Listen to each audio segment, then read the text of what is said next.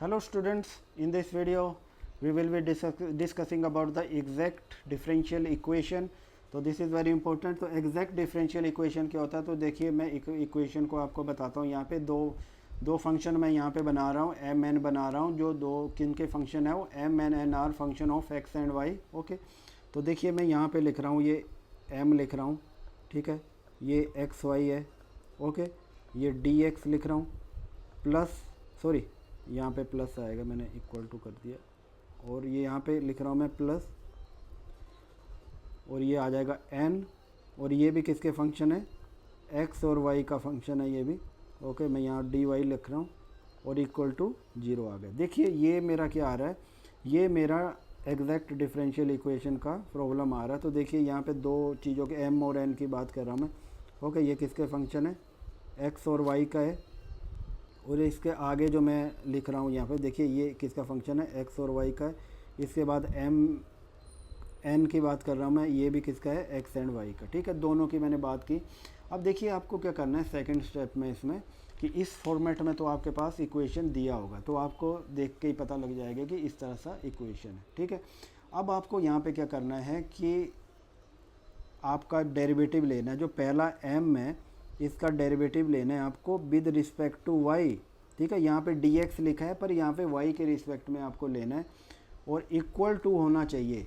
और जो n है, n इक्वेशन जो है आपके पास, इसका आपको डेरिवेटिव लेना है with respect to x। Okay, तो देखिए यहाँ से हल्का सा देखिए आप, बिल्कुल अपोजिट हो रहा है। तो देखिए ये m dx की बात कर रहा है यहाँ पे, पर इसका जो डेरिवेटिव लेना है विद रिस्पेक्ट टू y लेना है। ठीक है, और दूसरे n में जो आप dy की बात कर रहे हैं, तो इसमें आपको क्या करना है, x के रिस्पेक्ट में डेरिवेटिव लेना है, और बोथ मस्ट बी इक्वल, दोनों इक्वल होना चाहिए, अदरवाइज ये एग्जैक्ट डिफरेंशियल इक्वेशन नहीं होगा। ठीक है, इतना आपने कर लिया यहाँ पे।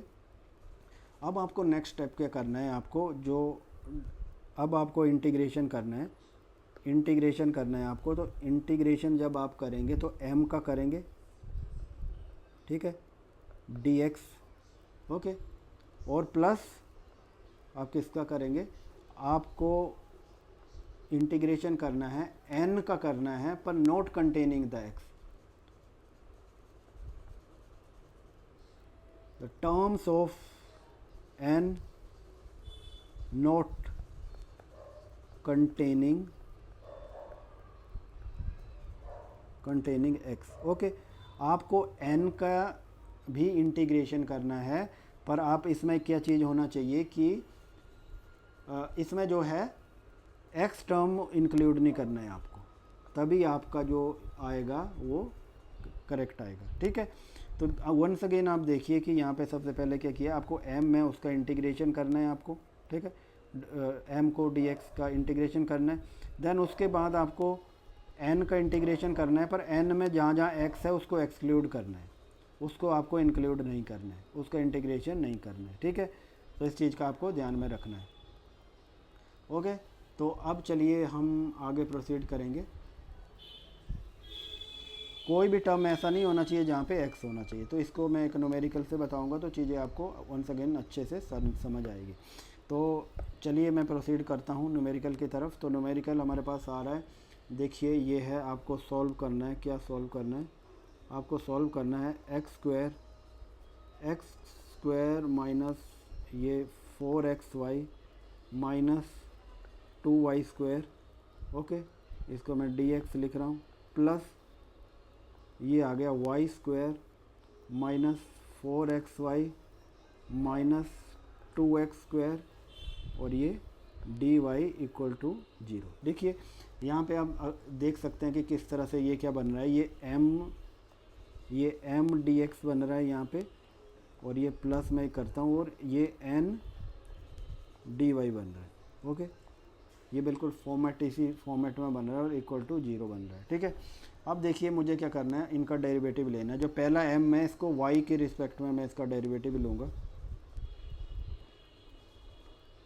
ये m है, इसका y के रिस्पेक्ट में डेरिवेटिव लूँगा, तो क्या आएगा, तो देखिए इक्वल टू ये x y के रिस्पेक्ट में लेंगे तो x स्क्वायर है, तो ये तो नहीं आएगा, पर आगे 4xy है तो ये 4x रह जाएगा। ओके, और माइनस 2y स्क्वायर है तो ये आ जाएगा 4y आ जाएगा। ओके, ये मेरा आ गया। एंड हमें आगे क्या करना है, हमें डेरिवेटिव लेना है एन का, किसके रिस्पेक्ट में, एक्स के रिस्पेक्ट में। एक्स में लेंगे तो वाई स्क्वायर तो 0 आ जाएगा, 4xy है तो ये रह जाएगा आपके पास 4y माइनस 4y हो जाएगा। ओके, उसके बाद आपके पास क्या है, ये है 2x स्क्वायर है, 2x स्क्वायर है तो ये आ जाएगा आपके पास 4x आ जाएगा। ठीक है, अब यहाँ पे देखिए आपकी -4x -4y equal to -4y -4x। Okay, तो देखिए ये दोनों इक्वेशन जो है हमने डेरिवेटिव लिए हैं, दोनों इक्वल है। तो क्या बता रहे हैं ये, कि ये हमारा एग्जैक्ट डिफरेंशियल इक्वेशन है। ठीक है, तो हम नेक्स्ट स्टेप की तरफ चलेंगे अब उसको सॉल्व करने के लिए। तो सॉल्व करने का क्या फॉर्मूला था, हमें इंटीग्रेशन करना है किसका, जो m दिया गया है उसका हमें dx इंटीग्रेशन करना है, प्लस हमें जो इंटीग्रेशन करना है n का करना है, n not containing x term.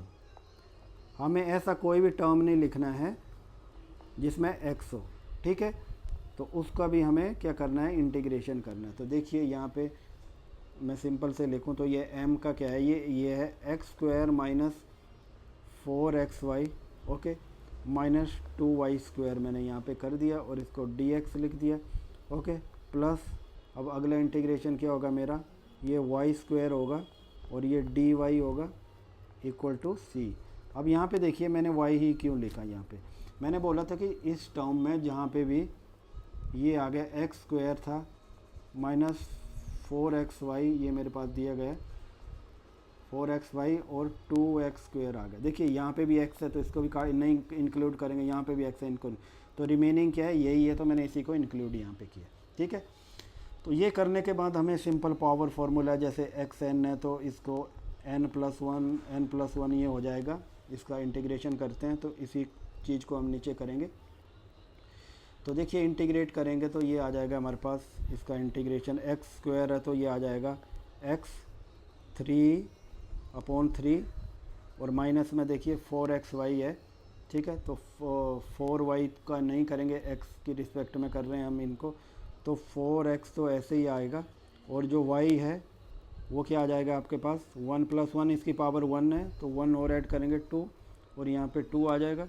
Okay, plus उसके बाद जो है ये 2y स्क्वायर है। ठीक है, इसको ऐसे ही रहने देंगे, जहाँ कुछ नहीं होता है वहाँ पे ये कांस्टेंट है तो इसके साथ हमारा x इंक्लूड हो जाएगा।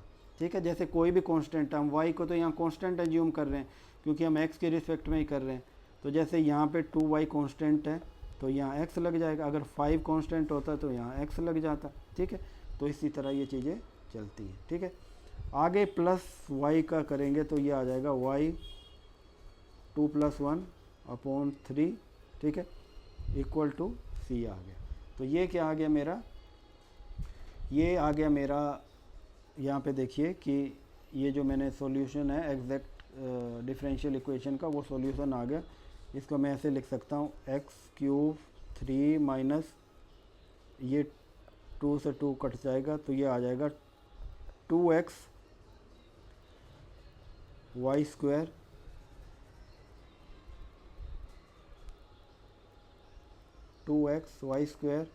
और आगे आ जाएगा प्लस 2y स्क्वायर x और then plus y³ equal to c। तो ये क्या आ गया, ये मेरा फाइनल आंसर आ गया। ठीक है, तो देखिए मैंने सिंपल तरीके से इन चीज़ों को किया है, बिल्कुल भी कंफ्यूज नहीं होना है। ओके, तो आगे चलते हैं, आगे देखते हैं कि एक और मैं न्यूमेरिकल लेता हूँ यहाँ पे, जिससे आपको चीज़ें थोड़ी सी और क्लियर हो जाएंगी। देखिए इसको सॉल्व करने आपके पास ये है, फॉर एग्ज़ाम्पल ये है आपके पास 3x + 4y dx प्लस इसमें आ गया 4x - 3y। ओके, ये dy इक्वल टू 0 है। तो देखिए आपको क्या करना है, इसको पहला m है, इसको मैं m कह रहा हूँ, इसको n कह रहा हूँ। ठीक है, अब आपको डेरिवेटिव लेना है, पार्शियल डेरिवेटिव m का आपको लेना है विद रिस्पेक्ट टू क्या लेना है आपको y लेना है। y लेंगे तो आप देखिए क्या आ जाएगा, ये 4 आ जाएगा। और आगे वाले को क्या है, पार्शियल डेरिवेटिव लेना है आपको n का विद रिस्पेक्ट टू x लेना है, तो ये भी क्या आ जाएगा 4 आ जाएगा। तो ये क्या चीज़ बता रहा है यहाँ पे, दोनों इक्वल हैं। क्या है, दोनों इक्वल हैं कि ये जो डेरिवेटिव मैंने m का विद रिस्पेक्ट टू y लिया था that is equal to derivative of n with respect to x4 equal to 4 है। तो ये कंडीशन यहाँ पे सेटिस्फाई हो गई है। इट मीन्स कि ये एग्जैक्ट डिफरेंशियल इक्वेशन है। अब हमें नेक्स्ट स्टेप क्या करना होता है, नेक्स्ट स्टेप में हमें ये करना होता है कि हम डेरिवेटिव लेंगे जो m का इंटीग्रेशन करेंगे m का dx, ओके, प्लस हम क्या करेंगे n का डेरिवेटिव लेंगे पर नोट कंटेनिंग x, इसमें x नहीं होना चाहिए, ठीक है, किसी भी टर्म में x नहीं होना चाहिए। फिर हम इसका करेंगे देन इक्वल टू हम c रखेंगे, ठीक है। तो इतना हमारे पास आ गया। अब हमें क्या करना है यहाँ पे कि मैं वैल्यू को सब्स्टिट्यूट करूँगा यहाँ पे। वैल्यू m का वैल्यू क्या है, इंटीग्रेट करेंगे तो m का वैल्यू है 3x plus 4y,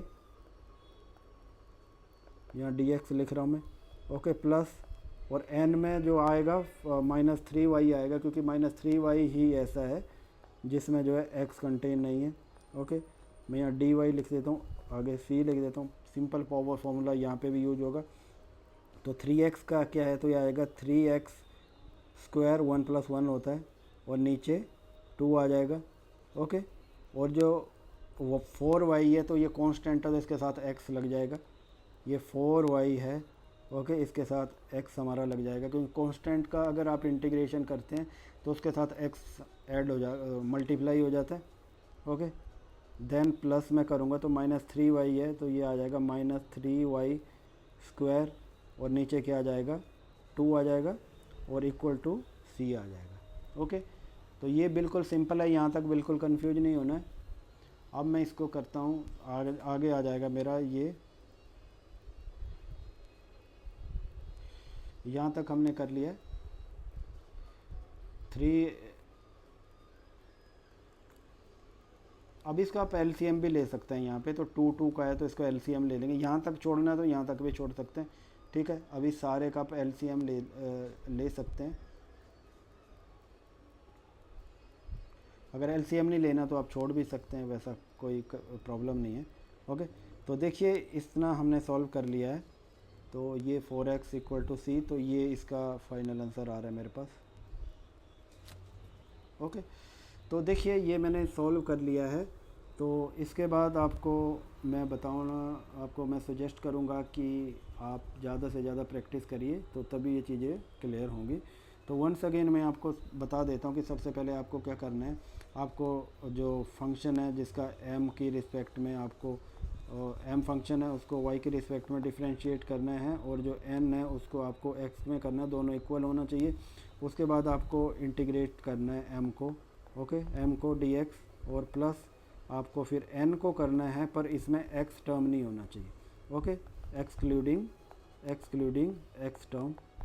x term नहीं होना चाहिए, और इनको आप ऐड कर देंगे, okay, and equal to c रख देंगे। तो ये करके आपका फाइनल आंसर आ जाएगा। That is very simple, okay. Thanks for watching.